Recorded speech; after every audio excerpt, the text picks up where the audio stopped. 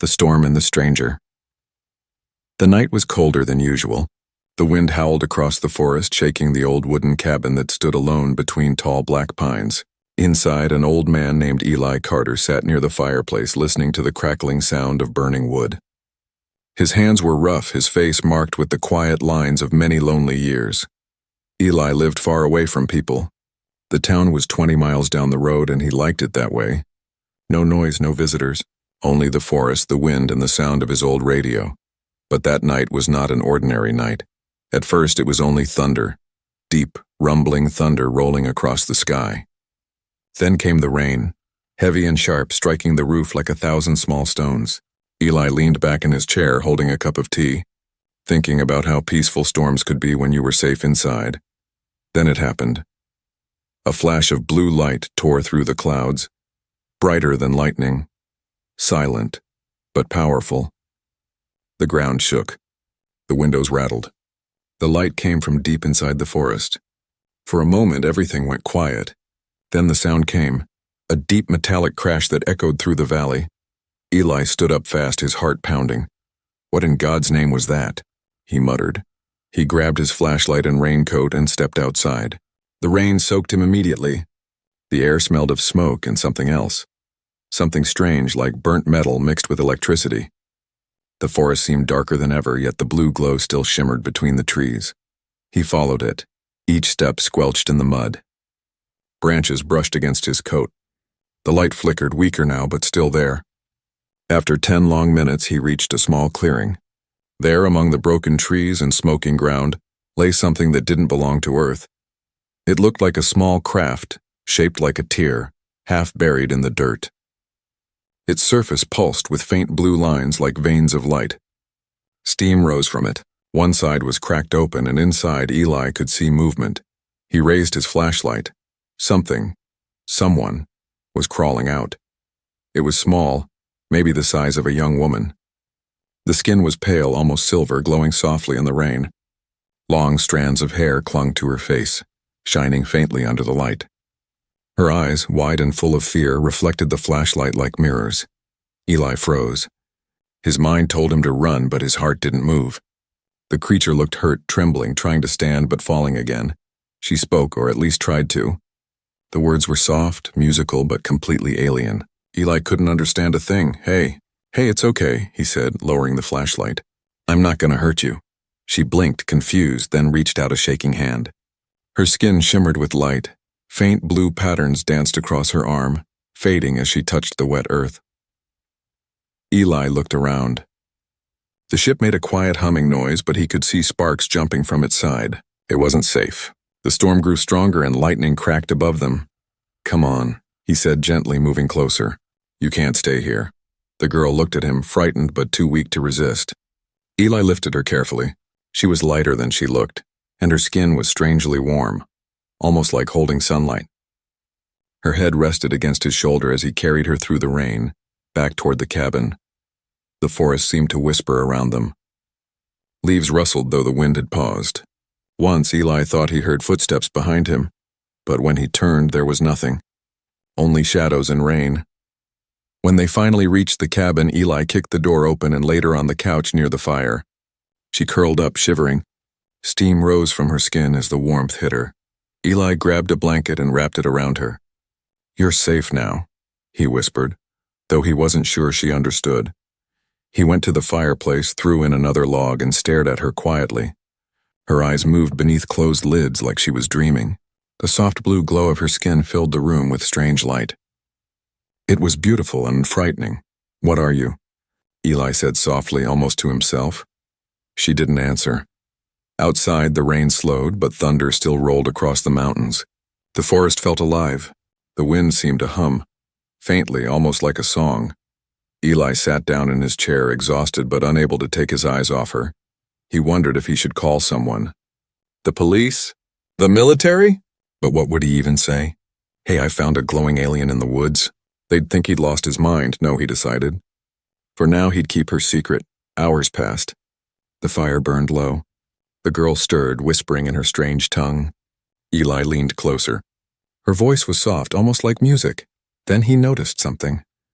Her hand moved toward the window. The blue light from her skin grew brighter, pulsing slowly, in rhythm with something outside. Eli followed her gaze. Through the window, deep in the forest, he saw another blue light flicker, smaller but moving, almost alive. He froze. Something else was out there, watching, and it had found them. The guest from the stars. Morning sunlight crept through the cracks in the cabin's wooden walls. The storm had passed, leaving the forest soaked and silent. Drops of rain hung from the trees like tiny crystals. Inside, the fire was almost out, but its smoke still curled lazily toward the roof. Eli woke up in his chair, his neck stiff, his mind spinning with the memory of last night. The crash, the blue light, the girl. He turned his eyes toward the couch. She was still there, the strange glowing girl. Her silver skin no longer burned bright, but faint blue lines still moved under it, like slow lightning under glass. She looked peaceful now, her breathing steady, her body wrapped in the old wool blanket. Eli stared for a long moment. "You're real," he whispered. "You're really real." The girl moved slightly, her eyes flickering open. They weren't human eyes. They were deep pools of light, shifting colors like a living galaxy. She blinked, confused, watching him carefully. Eli lifted his hands to show peace. "It's okay. You're safe here." She said something soft, a melody of sounds like water flowing backward. He couldn't understand, but her tone was calm. She sat up slowly, holding the blanket around her. Her gaze wandered around the cabin, the fire, the shelves of old tools, the photos on the wall. Her fingers brushed against a metal cup, and when she touched it, a faint spark ran across it. Eli frowned. "You do that?" She didn't answer. She just looked at her hand, almost frightened of herself. Outside, the forest was quiet, too quiet. The birds that usually sang in the morning were gone. Even the wind seemed to avoid the cabin. Eli cooked some soup and gave her a bowl. She sniffed it first, then copied the way he ate. Her eyes lit up with surprise at the taste. For a moment she smiled, and it changed the whole room. Her smile was soft and bright like a memory of sunlight. Eli couldn't help but chuckle. "Guess aliens like soup too." She tilted her head, repeating, "Soup." He laughed louder. "That's right, soup." For a few hours, things almost felt normal, but the peace didn't last. That night, Eli sat by the window, watching the forest. He could feel something wrong in the air, like static before a lightning strike. His old radio on the shelf began to crackle even though it wasn't plugged in. At first, it was just white noise. Then he heard it, a whisper. A voice deep and distant. It repeated strange sounds over and over, broken by static. The girl, Lyra, he decided to call her, suddenly stood up. Her glowing eyes turned toward the radio. She walked slowly to it, touched the metal, and the noise changed. The voice became clearer. It wasn't English. It wasn't any human language. But Eli could feel it wasn't random. It was a signal. Lyra whispered the same sounds back to it, her voice matching the tone, trembling. Then, the radio went dead. Lyra stepped back, breathing fast. Her glow pulsed violently for a few seconds, then faded. She looked terrified. Eli grabbed her shoulders gently. "What was that?" "Who's talking?" She didn't answer. Tears welled in her eyes. "No, come." "Here," she said brokenly. Eli froze. She had spoken English, not perfect, but enough. "What did you say?" Her voice cracked. "They come? For me." The wind outside began to rise again. The forest groaned as if waking from a long sleep. Eli looked out the window, and his heart jumped. Far beyond the trees, deep in the dark, a blue light blinked between the trunks. Slow, rhythmic, moving. "They," he whispered. "Who's they?" Lyra shook her head, clutching her arms. Her glow dimmed again like she was trying to hide it. "They find me. Smell me, not safe." Eli swallowed hard. "You mean others like you?" She didn't answer. Her face was pale, her eyes darting toward the window again. "Must go," she whispered. "Go?" "You're in no shape to go anywhere." She stepped back, shaking her head. "They come. If I stay, you die." Eli stared at her. She meant it. Whatever was coming, it wasn't friendly. Before he could speak again, the ground trembled. A deep hum rolled through the air, not thunder, not wind, and something mechanical. The lights in the cabin flickered. Lyra pressed her glowing hand to the wall, whispering in her strange language. For a moment, everything stopped, even the sound. Then, all at once, the humming vanished. Silence. Eli blinked, confused. What did you just do? Lyra looked weak, her glow fading fast. Hide us, only little time. She collapsed. Eli caught her before she hit the floor. Her skin was cold now, her breathing shallow. He placed her on the couch again, panic rising. Come on, kid. Stay with me. The radio crackled again faintly. Through the static, a deep voice spoke just one word. Signal found. Eli looked at Lyra. Her hand was glowing again, brighter than before. Her eyes snapped open, filled with light. Outside, the forest shimmered, every drop of rain rising slowly into the air, as if gravity had forgotten its job. Eli whispered, Dear God. What are you? Lyra's eyes turned to him, glowing like twin stars. Not God, she said softly. Not yet, and the cabin lights went out. The hidden signal.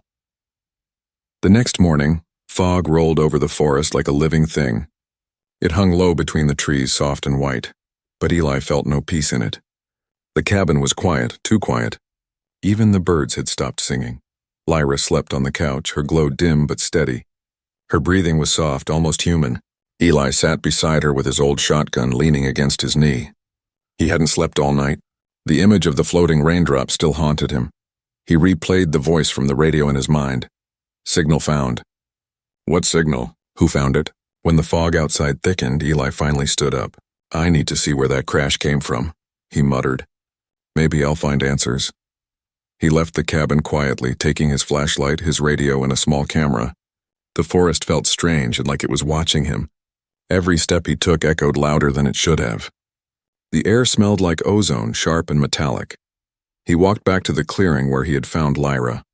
The small ship still lay there, half buried, but it looked different. Its metal skin had darkened overnight, and strange symbols had appeared across its surface, glowing faintly, moving like living script. Eli knelt down and took a closer look. The symbols weren't carved or painted.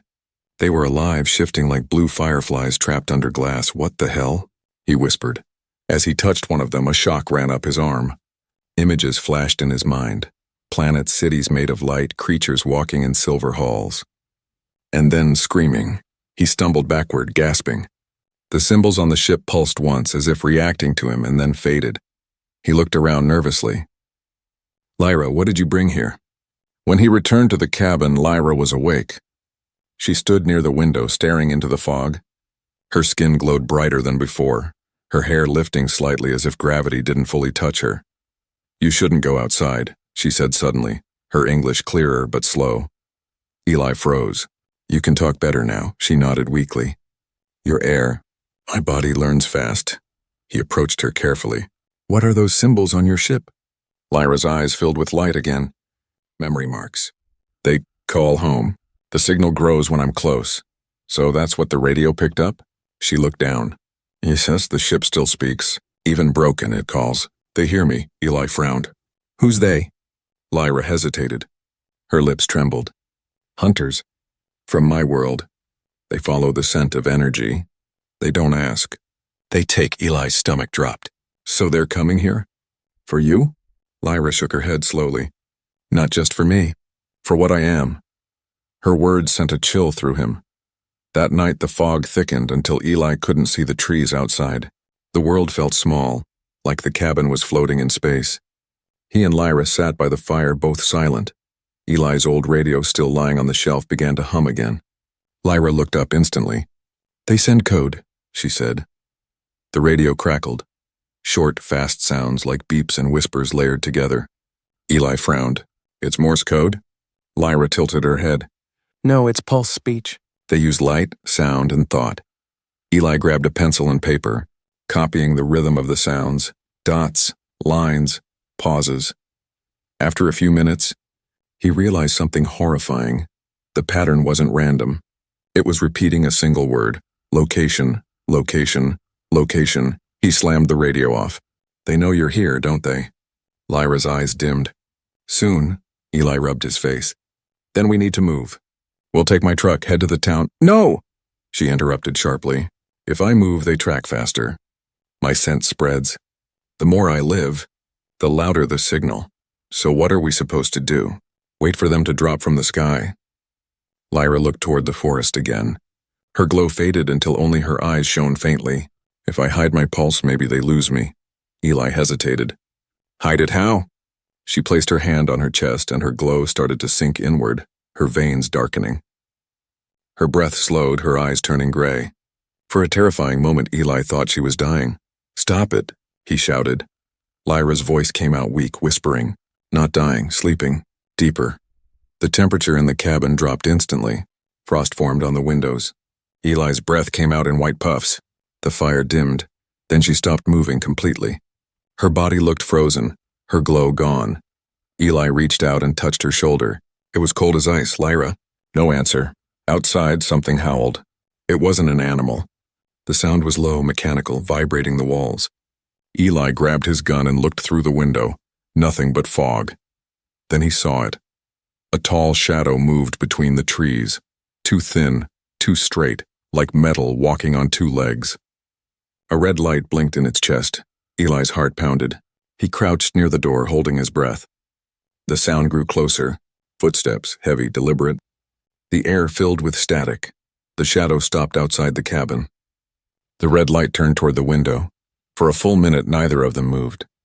Then the light blinked once and the figure vanished into the fog, as if it melted into air. Eli waited, shaking. After a long moment, he turned to Lyra again.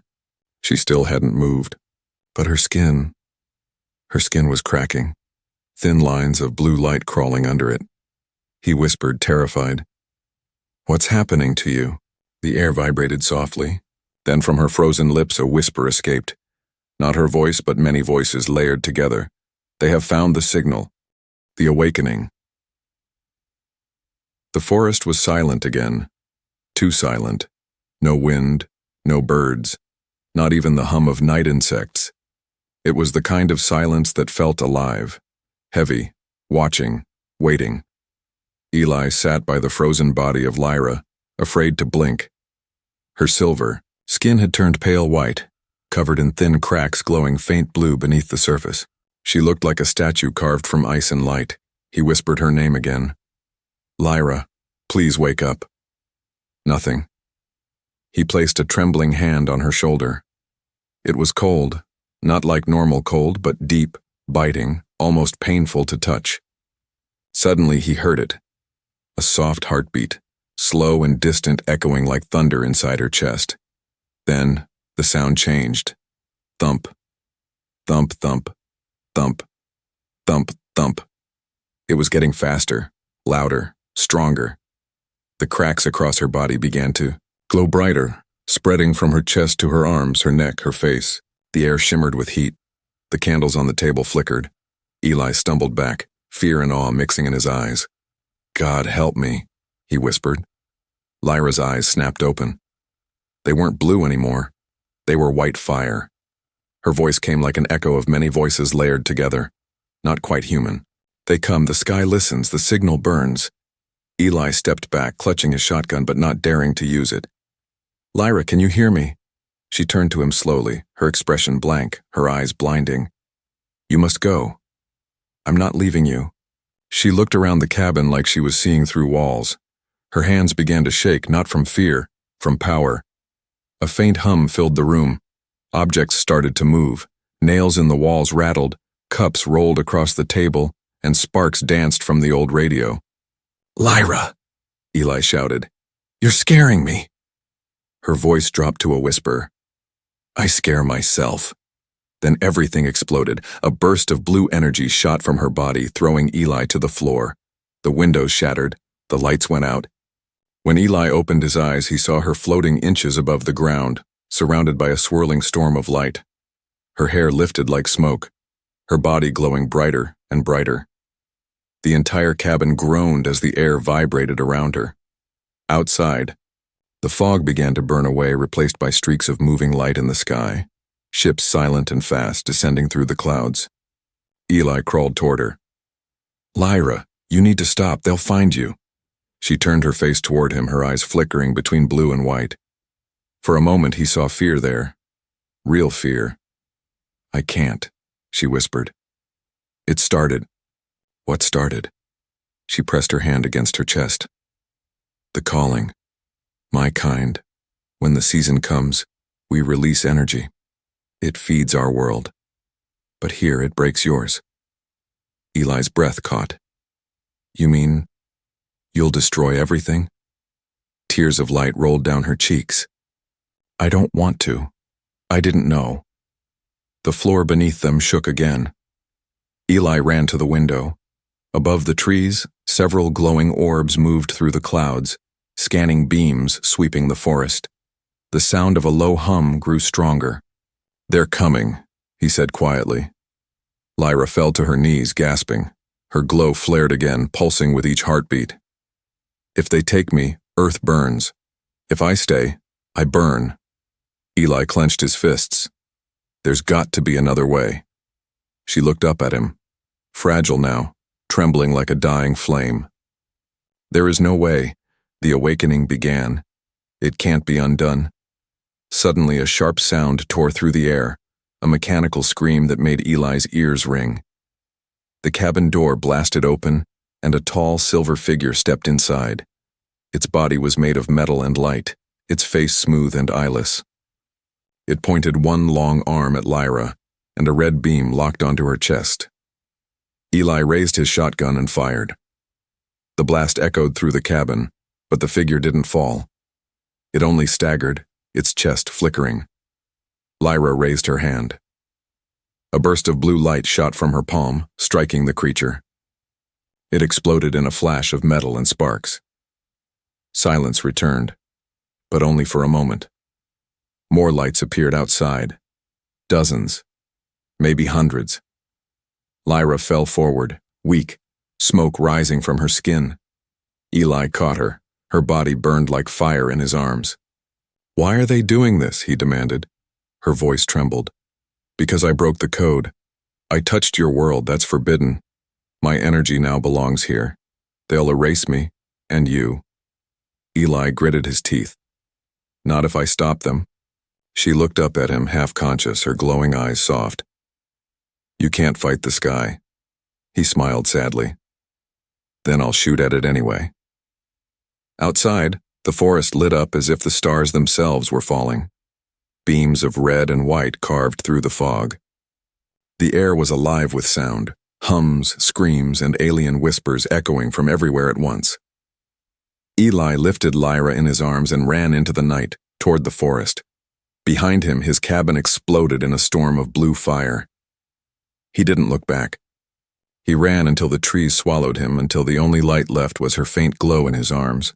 Then she spoke again, her voice weak but clear. They know you now, Eli Carter. You carry my mark. He looked down at his arm. Glowing blue veins spread across his skin, pulsing like hers. What did you do to me? He gasped, her eyes closed. Shared my life, so you could run. The ground trembled, the sky roared. Eli held her close as the first beam of red light cut through the forest, searching, and far above, in the clouds, a voice spoke through the thunder. Target locked. The arrival, the sky was no longer black. It was alive, burning with rivers of red and white light twisting between the clouds. The forest below glowed like silver fire. Eli ran through the trees, clutching Lyra tight in his arms. Her skin burned against him, her heartbeat wild. Each pulse sent a faint blue shimmer across his own hands. Behind them, the air roared. Something enormous was descending. He stopped near a ridge and looked up. His breath froze. A ship, vast as a mountain, slid through the clouds. Its hull shone like glass, its surface covered in thousands of glowing eyes. It made no sound, yet the ground trembled. Lyra stirred weakly. They came faster than I thought, Eli whispered. What do they want from you? Her voice was a broken whisper. Not me, what's inside me. The seed. The seed? She nodded faintly. Every child of my world carries energy for the next age. Mine woke too early, I became unstable. Eli stared at the ship again. And they want it back. Yes, she said, but if they take it, they take everything near me. Life burns to ash. Thunder rolled through the sky. Not real thunder, but the deep hum of alien engines. A beam of light swept over the forest, turning trees into dust. Eli threw himself and Lyra behind a fallen log, as the beam sliced the air above them. The smell of ozone filled his nose. His heart pounded like a drum. When the light passed, Eli stood up, shaking. "Lyra, we can't stay here." She looked up at him, eyes faintly glowing. "There is nowhere safe." He clenched his jaw. "Then we make one." He carried her toward an old mine entrance at the foot of the hill, a dark tunnel left from the war. The air smelled of earth and rust. He laid her down on a blanket and lit a small lantern. Lyra's glow painted the walls blue. "You risk too much," she said. Eli half smiled. "I stopped counting risks years ago." Outside, the sound grew louder. The forest was being torn apart. Branches cracked, metal scraped against stone, and the strange hum drilled into the air. Lyra shivered. "They are scanning for me." "For my light," Eli thought quickly. He grabbed a shovel, covered the mine's entrance with wet soil and leaves, and turned off the lantern. Darkness swallowed them. He could still see her faintly, glowing like a heartbeat in the dark. For a while, there was silence except for their breathing. Then came a new sound, small, sharp clicks like footsteps of metal on rock. Eli raised his gun. "They're here." Lyra reached out weakly, touching his arm. "Don't shoot." Noise calls them. Too late. A red light flickered at the mouth of the tunnel. A shape crawled in, thin, insect-like, with too many legs and a single glowing eye. Eli fired once. The blast echoed through the cave. The creature screamed, splitting into sparks. Then came the echo, hundreds of clicks answering from outside. Lyra gasped. "You called them all." "Then we fight," Eli said, reloading. The ground shook. The mine roof cracked. One by one, red eyes appeared in the darkness, crawling toward them like fireflies of death. Lyra tried to stand but fell. "I can't hold it back anymore." "What do you mean?" "The seed. It awakens. My body can't contain it." Her skin began to split with light again, bright enough to blind him. "Stop," he shouted. "You'll bring the whole mountain down." Her voice broke. Better mountain than world. The air turned electric.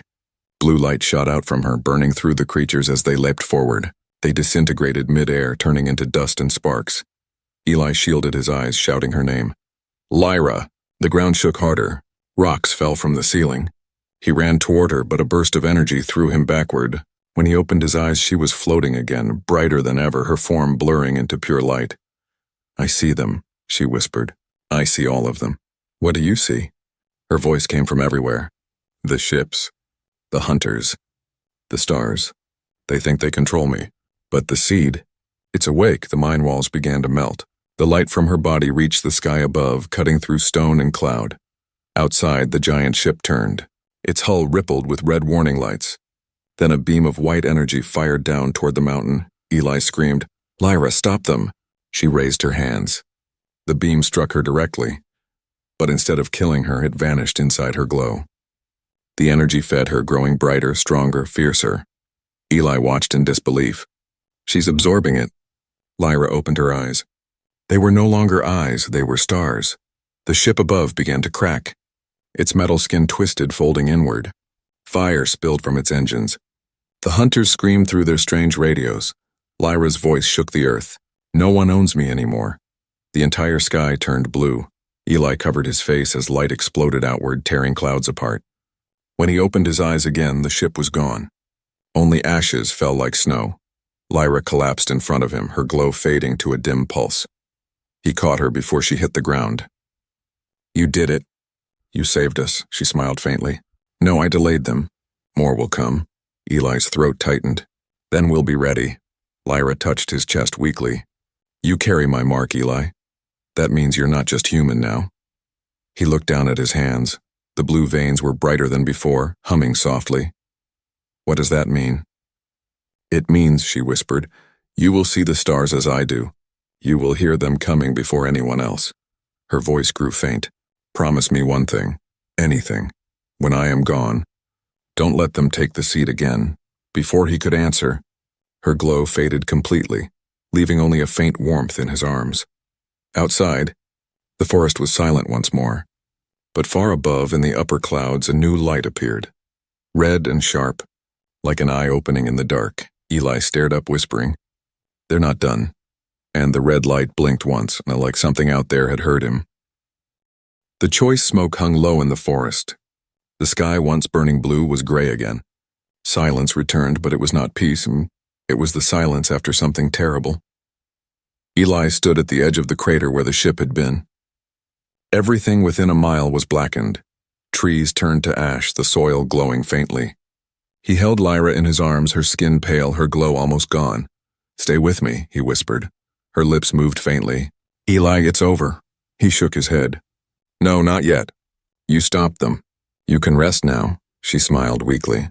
"No, I didn't stop them. I only bought time," Eli frowned. "Time for what?" Lyra opened her hand. A faint blue light pulsed from her palm, small like a beating heart made of energy. "The seed," she said softly. "It's leaving me. When it does, I'll fade." Eli stared at it, hypnotized. "That thing caused all this?" Lyra nodded. "It gives life. But too much life kills. If it stays on Earth, it will spread. Roots of energy that eat everything. Your oceans will boil. Your skies will burn." Eli's breath caught. "Then we destroy it." Her eyes filled with sadness. "No, if you destroy it, my people will die. The seed feeds our world's core. Without it, billions fade, children, families, all of them." Eli took a step back, the words sinking in like knives. "So, I can save Earth or save your world. But not both." Lyra's faint glow flickered. "That is the choice." He turned away, pacing through the blackened dirt. "There has to be another way. Maybe the seed can be split or sent back." "It can't," she interrupted gently. "It is whole. It chooses only one home." Eli's voice cracked. "You're asking me to kill my world or yours?" Lyra's expression softened. "No. I'm asking you to choose which world deserves to live." The wind howled through the crater, carrying ash through the air. Eli dropped to his knees, his hands shaking. "I'm just a man, Lyra. I fix fences. I chop wood. I don't decide who lives or dies." She reached out, touching his face. "That's why you must choose. Because you still care." He closed his eyes. "I don't want this." "I didn't either," she whispered. That night, Eli built a small fire near the crater's edge. Lyra sat close, her glow casting soft blue light over the ashes. The world felt smaller, just them, the stars, and the quiet hum of the dying forest. He stared at her. "What happens if you take the seed home?" She looked up at the stars. "They'll find me, take me back, and the cycle continues. My world survives, but Earth becomes their next harvest. They'll see this planet's energy and claim it too." Eli's face hardened. "So they'll come anyway," she nodded. "Eventually. The seed gives life, but it also gives hunger." He looked into the fire, the flames dancing like memories. "And if the seed stays here?" Her voice trembled. "Then Earth becomes like my world once was, full of light but unstable. Every life form begins to change. You'll evolve faster, burn brighter, maybe even reach the stars. But it won't last. The planet will die young." He clenched his fists. "Every choice kills something." Lyra's eyes softened. "That's what life always does." Suddenly, the wind changed. The fire bent sideways, flickering wildly. Eli looked up, and a dark shape was descending from the clouds. Smaller than the first ship, but sharper, faster. Lyra stood weakly. "They sent the collector." "The what?" "A drone. It finds the seed and extracts it, even if it kills the host." Eli grabbed his gun. "Then we fight," she shook her head. "You can't kill light, Eli." The collector dropped from the sky like a blade, slamming into the ground with a flash. Dust and sparks filled the air. It rose from the crater, a tall black machine with arms like wings humming with deadly energy. Lyra stepped forward, glowing brighter again. "They won't stop," Eli yelled. "Then we stop them first." He fired 3 shots. The bullets hit the machine and vanished into its armor. It turned its glowing eyes toward him. Lyra shouted, "Eli, run!" But he didn't. He dropped the gun and ran straight at the machine, grabbing a broken metal rod from the ground. As the machine charged its beam, Eli swung the rod into its side, shouting with everything he had. The beam misfired, exploding into the air. Blue fire filled the crater. Eli was thrown backward, pain slicing through him. Lyra screamed his name, her glow surging to blinding brightness. The machine turned toward her. "Seed detected," it said in a flat metallic voice. Lyra lifted her hands. "Then take it from me." The sky split open again. Energy poured from her body like a storm. The machine tried to contain it, but the force was too great. Its metal shell melted, screaming until it turned into dust. Lyra collapsed beside Eli, trembling, her glow fading fast. He crawled to her side, coughing. You did it, she smiled weakly. No, you did. You chose to stand. That's enough. Eli grabbed her hand. Tell me what to do. Tell me how to save you. Her voice was a whisper. Take the seed to the sea. The deep water hides it. The signal won't reach there. Maybe Earth lives longer. Maybe my world forgets me. Eli shook his head. No, you're coming with me. She smiled faintly, her eyes dimming. I can't, my light's almost gone. He held her close. Then I'll carry you till the end. She looked up at the stars one last time. The stars look different from here, softer. Maybe that's what home really means. Her light flickered once, twice, and then faded completely. Eli was left holding her empty body as the first rays of dawn broke through the smoke. The small blue seed floated above his hands, pulsing gently, alive and waiting. He stared at it, tears in his eyes. What am I supposed to do now? The wind whispered through the trees, carrying her voice, soft and distant. Choose. The farewell and the flame. The dawn was pale and cold. Smoke curled over the dead forest like ghosts searching for a way home. Eli stood on the blackened ridge, Lyra's still body beside him, the blue seed floating above his palms. It pulsed softly, slow, alive, patient. Every beat sounded like her fading heart. He whispered, You said to choose. Below him, the ruined valley stretched into the mist. The earth still hummed with her energy. The air shimmered faintly as if time itself was catching its breath. He looked at the seed again. It seemed to listen. He could feel its pull and a warmth deep in his chest. The same blue glow now ran through his veins, connecting him to something beyond stars. He felt her voice inside his head. Carry it. To the sea. Eli wrapped Lyra's body in his old jacket and began walking. Hours passed.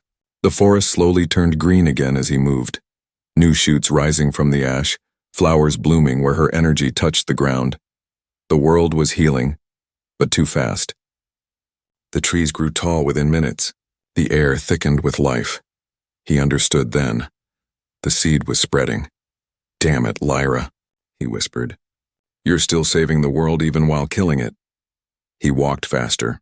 By nightfall, Eli reached the cliffs where the river met the ocean. The waves crashed below, black and endless. The sky above was filled with red clouds, and far beyond them something moved. He raised his head. The stars were gone. In their place hung dozens of ships, dark and silent, circling the horizon like vultures waiting for a body to cool. Eli's hands tightened around the glowing seed. They're back. The sky flashed once. A message from orbit, written in light. Surrender the seed. Earth will be spared. He laughed bitterly. That's what she said you'd promise. Then louder, Go to hell! A beam of red light split the sky, striking the cliffs near him. Rocks exploded. The ground shook. Eli fell but didn't let go of the seed. It pulsed brighter, reacting to the threat. In his mind, he heard Lyra's voice again, soft, urgent. Eli, don't give them the flame. He stood, bleeding, staring at the ocean. Then tell me what to do. No answer, only the rising wind and the low hum of engines above. He looked at the seed one last time. It hovered between his hands, alive and innocent, like a child that didn't know what it could destroy. He whispered, If I can't save both worlds, maybe I can stop you from taking either. He took a deep breath and ran. The alien beams fired again, burning holes through the cliffside. Eli didn't stop. He ran straight toward the edge, clutching the seed tight against his chest. At the last moment, he jumped. The world turned weightless. The roar of the ocean rose to meet him. As he fell, the seed pulsed faster, blinding blue light wrapping around him. Then, time froze. Eli wasn't falling anymore. He was standing in an endless void of stars, the seed floating before him, larger now, pulsing like a sun.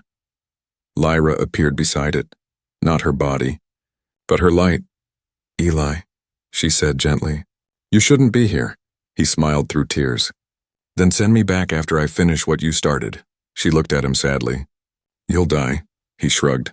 So will everyone else if I don't. Her light trembled. You carry my mark. You can fuse with it, guide it. But once you do, there's no coming back. He nodded slowly. Maybe that's okay. The seed expanded, wrapping light around his arms, his chest, his heart. He felt warmth flood through him, memories, voices, whole galaxies passing through his mind. He saw her world, towers of crystal, oceans of fire, children with glowing eyes playing under twin suns. Then he saw them all fade into darkness.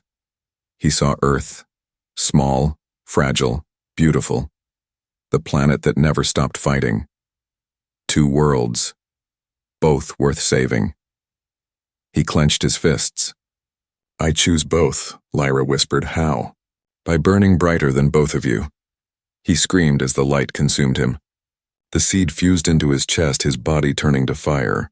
Energy tore through the void, spilling into space, into the oceans, into every storm cloud and mountain. Above Earth, the alien fleet trembled. Their sensors went white with overload. Their pilots saw a shape rising from the sea, a human silhouette made of light, holding the power of a dying star. Eli's voice echoed across every channel, every radio, every thought. "This world is mine to protect." The ships fired and thousands of beams, but the light devoured them. One by one, they burst into blue flame, vanishing like paper in a furnace. The ocean boiled. The sky turned gold, and then silence. When the light finally faded, the ships were gone. Only calm waves remained. On the shore lay Eli's coat, empty, burned at the edges. In the sand beside it, a single blue flower grew where he fell, glowing faintly in the dawn. For weeks after, strange things happened around the coast. The tides glowed at night.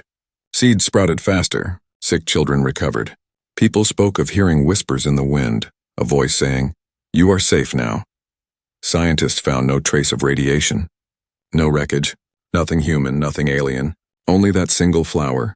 And every morning when the sun touched its petals, it glowed, just for a heartbeat, like the eyes of someone watching from far above.